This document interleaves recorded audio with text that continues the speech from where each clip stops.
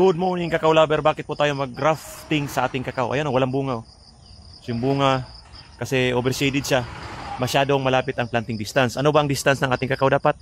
3 meters hanggang 4 meters dapat. So nag-graft tayo. Anong purpose ng graft? Pamparami po ng bunga. Kasi may mga clone o klase ng kakao na malakas mamunga. Tsaka subok na, yun ang piliin natin. Tingnan nyo.